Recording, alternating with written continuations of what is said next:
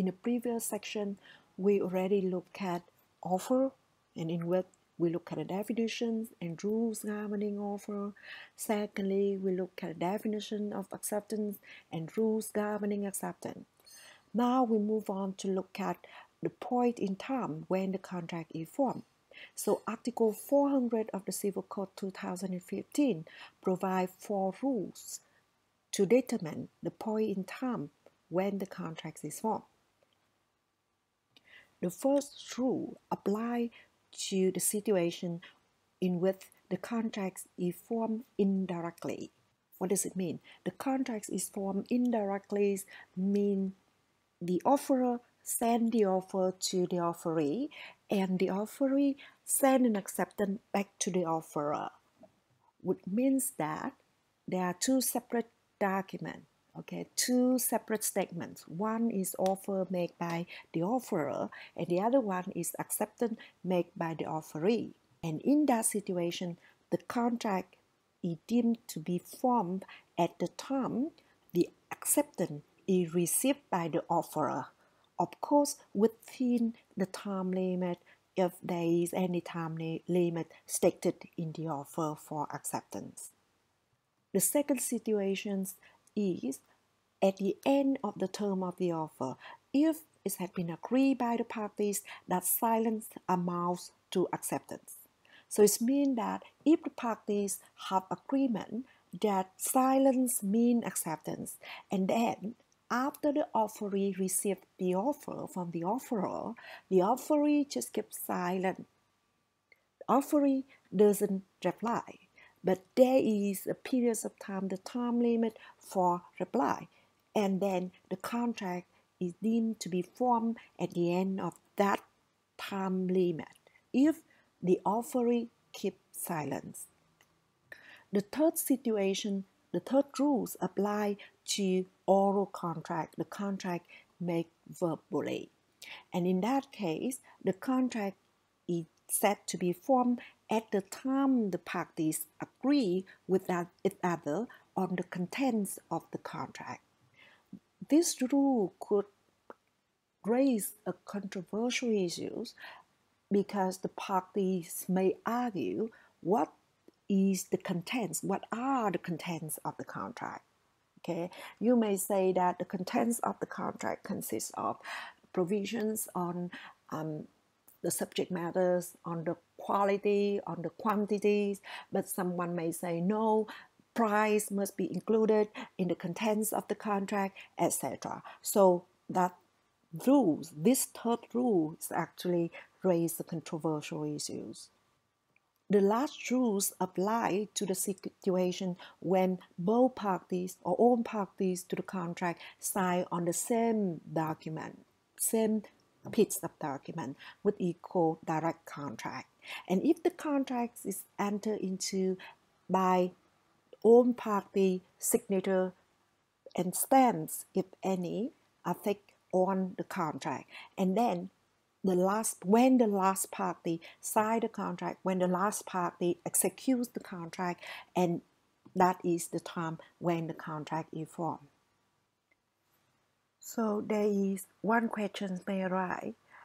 If the parties enter into the contract in written form, and on the first page of a contract, the party clearly states that this contract is entered into on this day of, for instance, the first day of July 2020.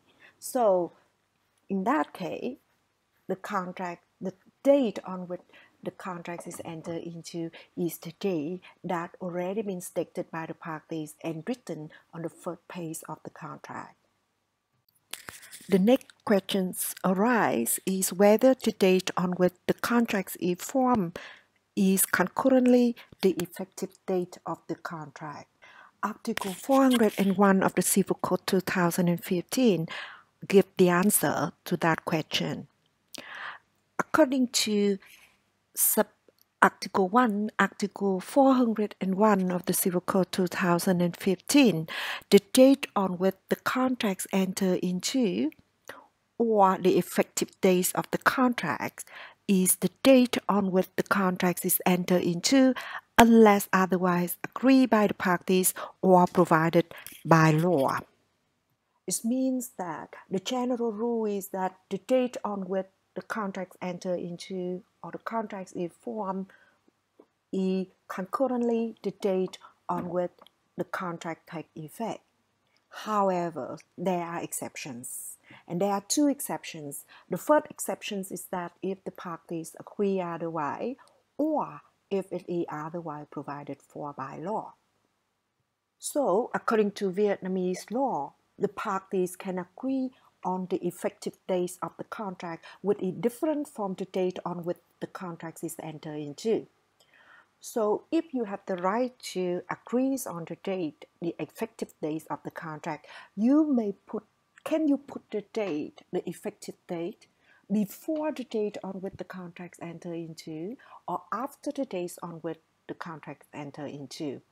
It seems to be logical if you put the date, the effective date, after the date the contract is entered into, if it is not the same, right? But how about if you put the effective date before the date on which the contract is entered into? According to the wording, the language of the law, Vietnamese law, is acceptable. So this makes Vietnamese law differ from US law with respect to the effective date of the contract. Under US law, it seems to be impossible for you to put the effective date prior to the date on which the contracts enter into, the date on which you have an agreement. Do you still remember the concept of past consideration that we learned previously in the first part of the chapter, of this chapter, when we look at essential elements of valid contracts under US law? Past consideration, anyone remember? So under past consideration rule, under US law, past consideration is not valid consideration, and if there is any agreement with past consideration, that agreement is not a contract and therefore cannot be enforceable by the law. So if you have done something before you reach an agreement for anything in return, and then you can't be on that agreement in order to claim. But under Vietnamese law, that rules do not apply because you already know that considerations is not an essential element of a valid contract under Vietnamese law. Another situation in which the contract, the effective dates of the contract can be determined differently is that the rules of any specific law that govern the effective date of the contracts. Can anyone give an example, or anyone thinking of any example of the situation when the parties to the contract do not have the right to determine whether the contracts, what day is the days on which the contract takes effect? So that's have something relevant to the formalities of the contracts.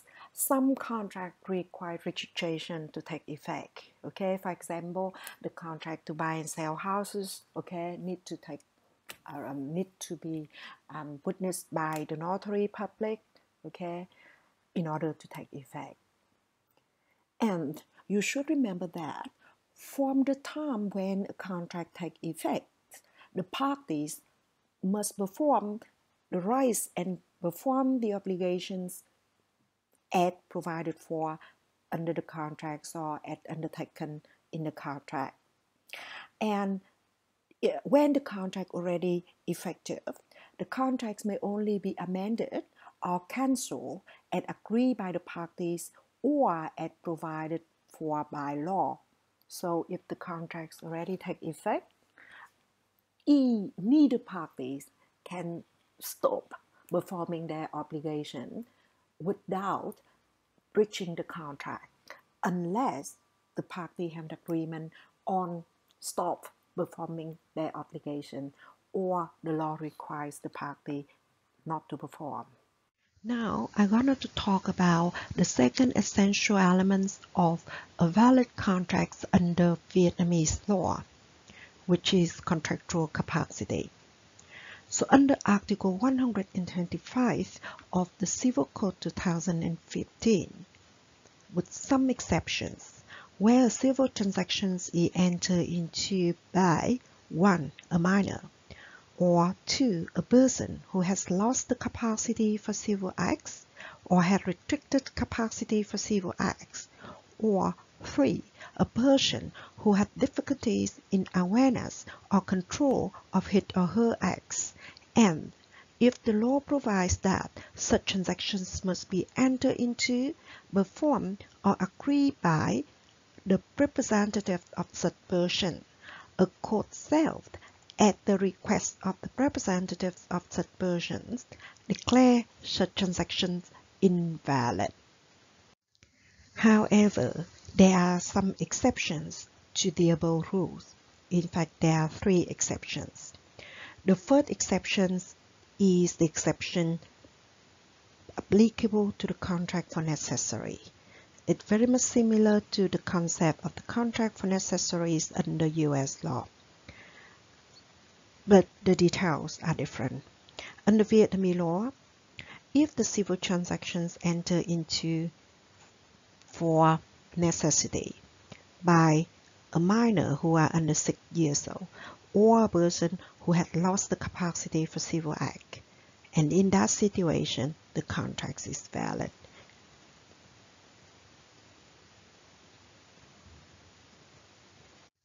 The second exception is the situation in which the civil contract only gives rise to the rights or only release the obligations of the minor or of the person who had lost the capacity for civil acts or has restricted capacity for civil acts, or to the person who has difficulties in awareness or control of his or her acts in respect of the person who established or performed the transaction with the former. So it means that in that case, if the contract only gives the right for the minor or the person who have a limited capacity to enter into the contract, or the contract to release the obligation of those person, and then that contract is valid and binding on the other side, which is the normal culpable person. The third situation is very much similar to the rights of the minor under infancy doctrine under U.S. law. So do you still remember what infancy doctrine under U.S. law provides? The infancy doctrine under U.S. law allows the minor who enter into the contract ratifies the contracts that he or she already entered into when he or she were minor. So Vietnamese law also allowed a minor or an incapable person who enter into the contract at the time they were incapable to enter into the contract, but when they become capable, they can affirm the contract, they can ratify the contract, and in such a case the contract is valid and binding on a minor or a person who was incapable at the times he or she entered into contract. So under Vietnamese law, who are person who lack of full contractual capacity? So there are several groups of persons who do not have full legal capacity to enter into contract.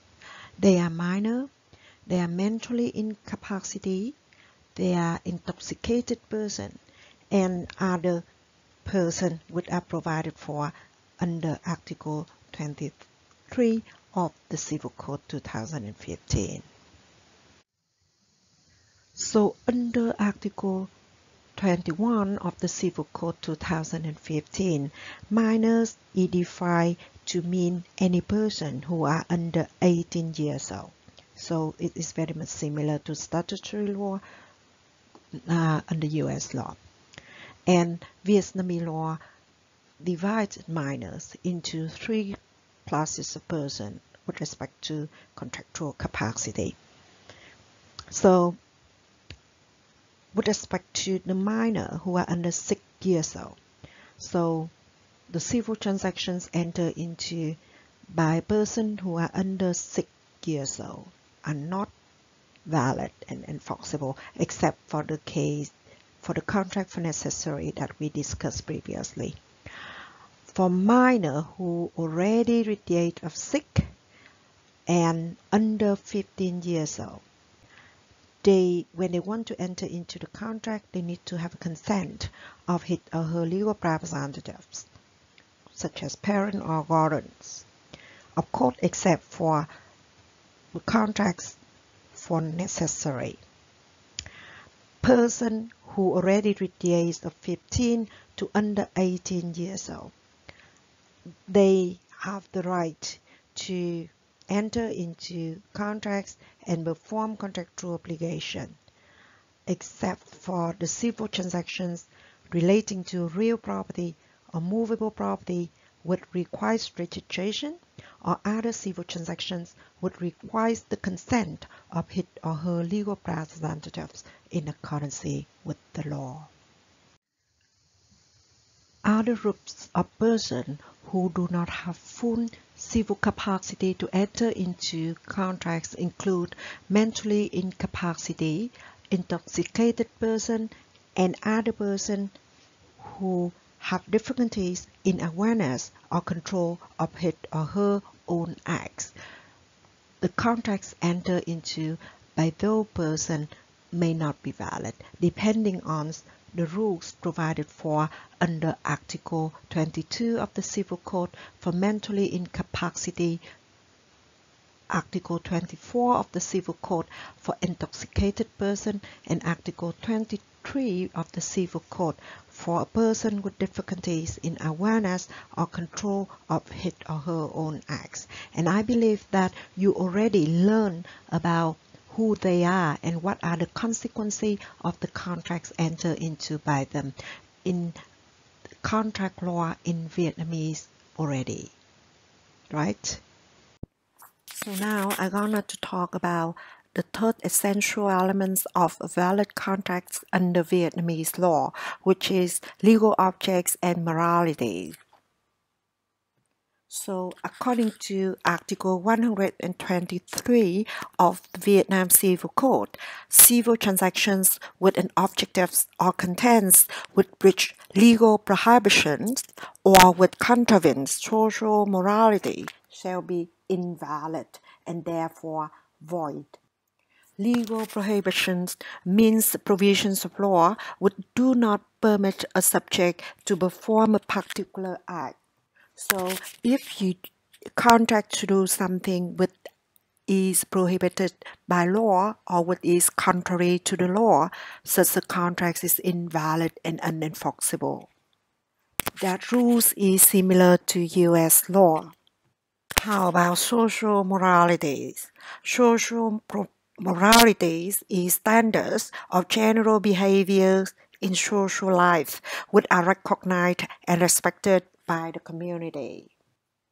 It is difficult or even impossible for the community to have a common definition or a precise definitions of what are standards of general behavior. So it is therefore controversial when we talk about which behavior is actually immoral. For example, if according to my own opinion, if a son is very rich, he has several houses, and he then lease out one of his house to his parents for rent. And according to my own opinion, I think that this is not moral. The son is not ethic. Or in other words, his behavior is immoral. Sons or children should not receive rent from the parent because the parent need the house to live in and children need to take care of parents. But someone else may say, no, I don't think so. If the parent needs the place to live in, he need to rent the place or buy the house from anyone. anyway. So therefore, if his son have the house and then parent can lease the house from his son in order to live in. So it is in fact very controversial. And in reality, the court will find it difficult to determine whether the contract is in breach of social moralities or not.